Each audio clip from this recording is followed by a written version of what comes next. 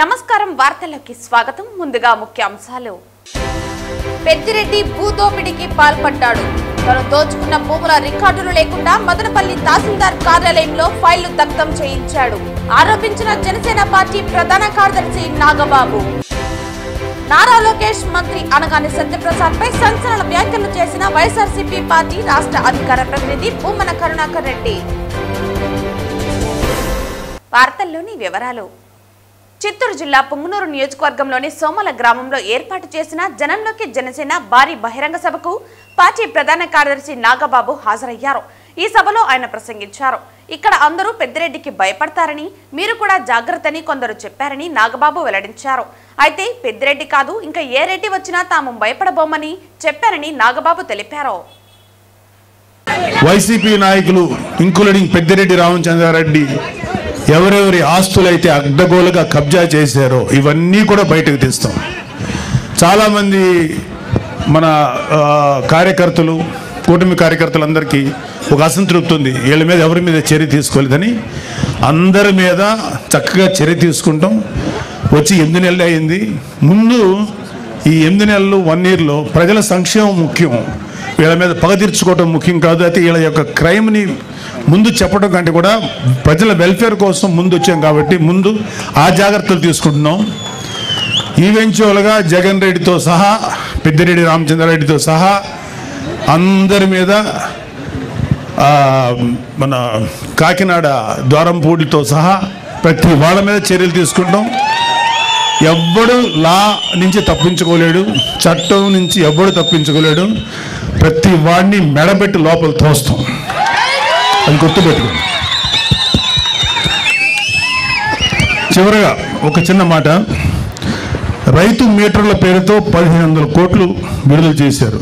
ఒక్క మీటర్ బిగించలేదు. ఆ 1500 కోట్లు ఏమయ్యాయి?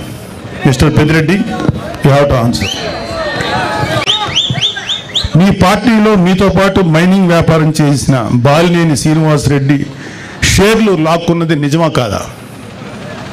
ఆన్సర్. గతంలో మీరు లిక్కర్ వ్యాపారంలో రాజ్ కసిరెడ్డితో కలిసి 50-50 షేర్ బిజినెస్ చేసింది నిజమా కాదా? మీ కుమారుడు మిథున్ రెడ్డి కుటుంబ సభ్యుల మీద అడ్డగోలు బ్రాండ్లతో మద్యం మాఫియా నడిపింది మీరు, నిజమా కాదా?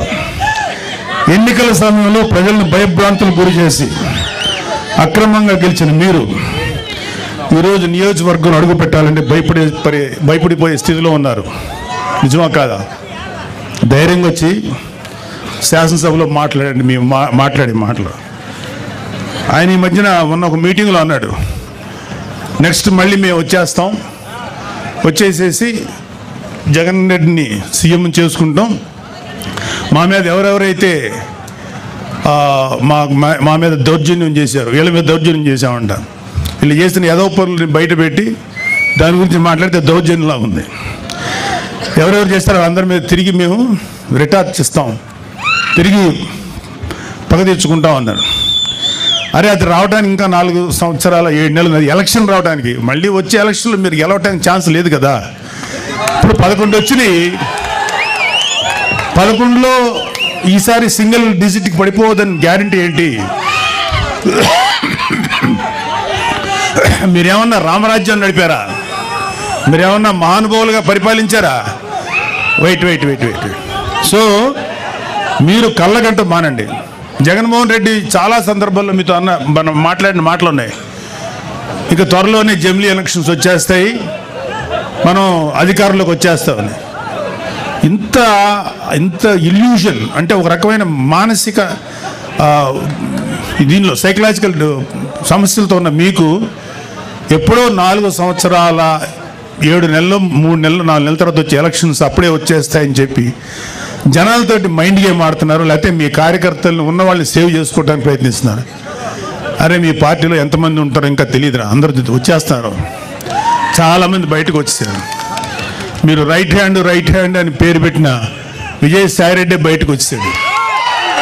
మిగతా వాళ్ళు రావడం పెద్ద లెక్కేం కాదు. సో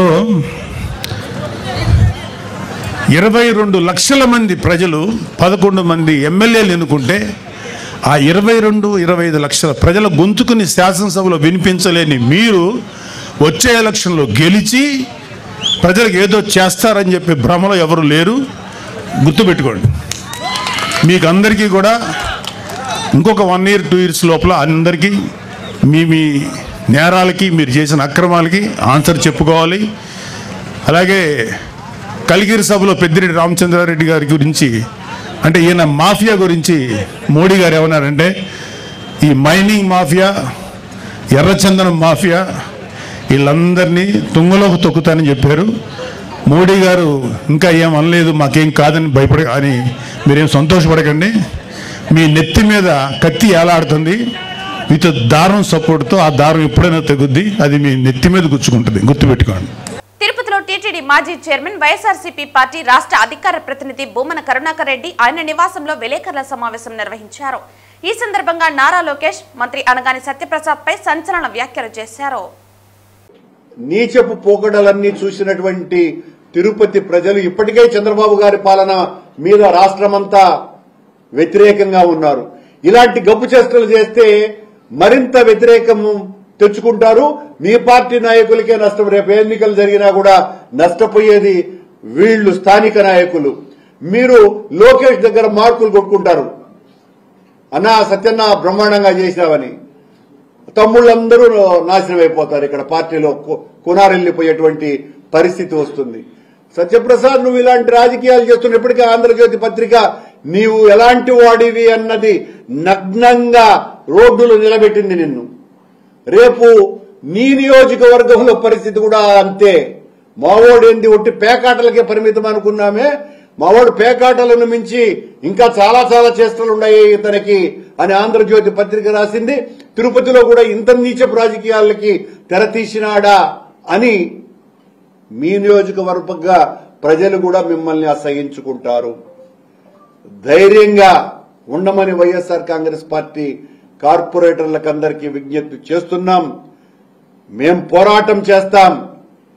మీ బెదిరింపులకు లొంగేవాళ్లు ఉంటే ఉండవచ్చు కాక, కానీ అక్కడికి మీ దగ్గరికి వచ్చిన వాళ్ళందరూ కూడా అన్నా ఇంత నీచంగా మమ్మల్ని లోబర్చుకుంటున్నారు, భయపడిపోయి మమ్మల్ని అందరినీ కూడా ఇంకా చంపటం ఒక్కటే తరువాయి అన్ని రకాలైనటువంటి హింసలు, మానసిక క్షోభలు పెడుతున్నారోనని వాళ్ళు ఫోన్లు చేసి ఏడుస్తూ మాకు చెప్తున్నారంటే ఇంత నీచమైన రాజకీయం అవసరమా తెలుగుదేశం పార్టీ కూటమి ప్రభుత్వానికి? ఈ రాజకీయాలు చేయటానికా మీకు అధికారం ఇచ్చింది? ఇళ్లు కూలగొడుతున్నారు, అపార్ట్మెంట్లు కూలగొడుతున్నారు, కూలగొడతామని బెదిరిస్తున్నారు, రేపు ఓటింగ్కే రానివ్వమని పోలీసు వాళ్ళందరినీ కూడా రేపు మీరు వాడిని అరెస్ట్ చేయకపోతే, వీడిని అరెస్ట్ చేయకపోతే మీ కథ చూస్తామని పోలీసు వాళ్ళని కూడా బెదిరిస్తున్నారు. ఏమండి ఇదా లోకేష్ గారు? ఇదా మీరు నేర్పుతున్నటువంటి పాఠం? ఇదా మీరు తీర్చుకోవాలనుకుంటున్నటువంటి పగ, ప్రతీకారం? ఎక్కువ కాలం సాగదు ఇలాంటి దుర్మార్గాలు. ఇలాంటి దుర్మార్గాలని ప్రజలు హర్షించరు, ఆమోదించరు, సహించరు. మాకిప్పటికీ పూర్తి నమ్మకం ఉన్నది, మా అభ్యర్థి లడ్డూ భాస్కర్ ఖచ్చితంగా గెలుస్తాడు. మీరెన్ని రకాలైనటువంటి ఈ నీచపు పనులు చేస్తే మేము స్పష్టంగా విప్పు కూడా జారీ చేయటం జరిగింది. ఈ విప్పును ధిక్కరిస్తే కార్పొరేటర్ల సభ్యత్వాలు కూడా చట్ట ప్రకారం కోల్పోతారు అన్నటువంటి విషయాన్ని కూడా గుర్తు చేస్తున్నా. సత్యప్రసాద్ చేస్తున్నటువంటి ఈ దుర్మార్గపు రాజకీయాలను బహిరంగంగా కూడా ఖండించే పరిస్థితి కూటమిలో ఉన్నటువంటి నాయకులే చేస్తున్నారు. రేపు మౌనంగా ఉన్నటువంటి ప్రజలు ఈ తెలుగుదేశం పార్టీ మీద, మరింత జనసేన మీద, బీజేపీ మీద ఆగ్రహం వ్యక్తం చేసి వాళ్లకు తగిన గుణపాఠం చెప్పక తప్పదు అని హెచ్చరిస్తున్నా. తిరుపతి జిల్లా చంద్రగిరి నియోజకవర్గం పాకాల మండలం ఎరంగారిపల్లిలో ఆదివారం ఘనంగా పశువుల పండుగను గ్రామస్తుల ఆధ్వర్యంలో నిర్వహించారు. పశువుల పండుగను చూడటానికి చుట్టుపక్కల గ్రామాల ప్రజలు దూర ప్రాంతాల వారు తరలివచ్చారు. పశువుల పండుగను చూడటానికి చుట్టుపక్కల గ్రామాల ప్రజలు దూర ప్రాంతాల వారు తరలివచ్చారు. ఎద్దులకు తమ అభిమాన hero deputy CM Pawan Kalyan ఫోటోలతో పశువులు దర్శనమిచ్చాయి. ఎద్దుల కొమ్మలకు కట్టిన పలకలను ఛేదించుకోవటానికి యువత పోటీ పడ్డారు. పంటలు చేతికి అందడంతో తమకు సహాయపడిన పశు పక్షాదులను పూజిస్తారు. సంవత్సరంలో మిగిలిన రోజులన్నీ తమతో పాటు కష్టపడి పనిచేసిన ఆవులను, ఎద్దులను, బర్రెలను పూజించి ప్రేమగా చూసుకునే రోజు కనుమ పండుగని వ్యవహరిస్తారు. ఈ పోటీలను చూడటానికి వందలాది మంది ప్రజలు తరలివచ్చారు. జై జనసేన, జై పవన్ కళ్యాణ్ అనే నినాదాలతో మార్మోగింది. అభిమానులు కేక్ కట్ చేసి సంబరాలు చేసుకున్నారు.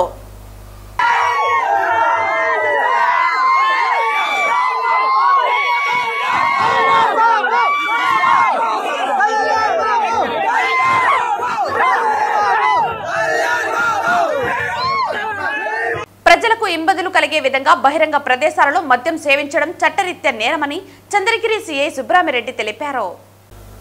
ఈ రోజు చంద్రగిరి పట్టణం పాతపేటలోని కావమ్మ ఆలయం సమీపంలో స్వచ్ఛ స్వర్ణాంధ్ర కార్యక్రమాన్ని నిర్వహించారు.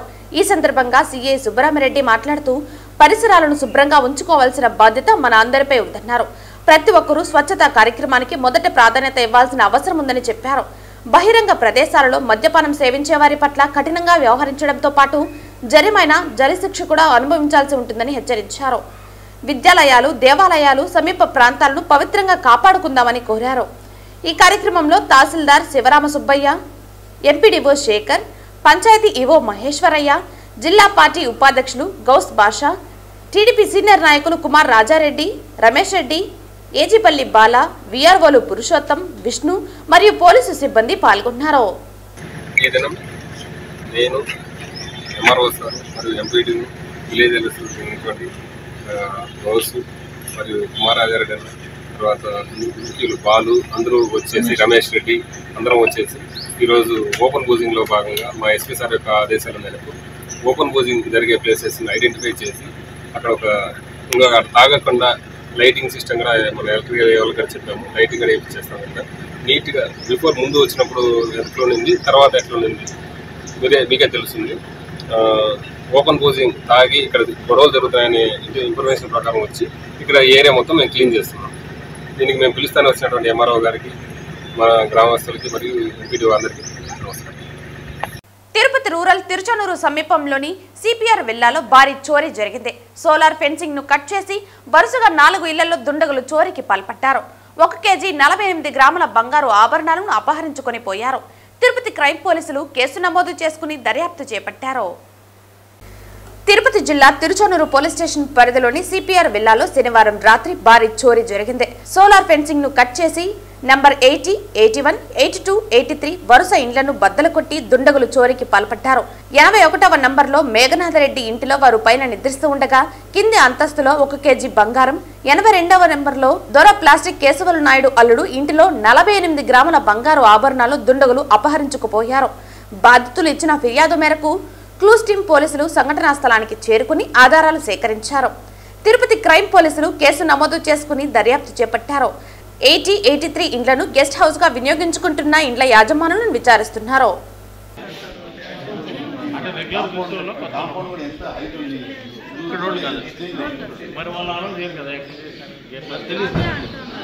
ఆదివారం వేకువజామున శ్రీవారి సుప్రభాత సేవలో తిరుమల శ్రీ వెంకటేశ్వర స్వామివారిని ఐశ్వర్య, రజనీకాంత్ దర్శించుకుని మొక్కులు చెల్లించుకున్నారు.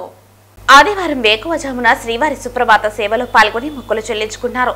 దర్శన అనంతరం రంగనాయకుల మండపంలో వేద పండితులు వేద ఆశీర్వచనం అందించగా ఆలయ అధికారులు శ్రీవారి తీర్థ ప్రసాదాలు అందజేసి పట్టు వస్త్రంతో సత్కరించారు.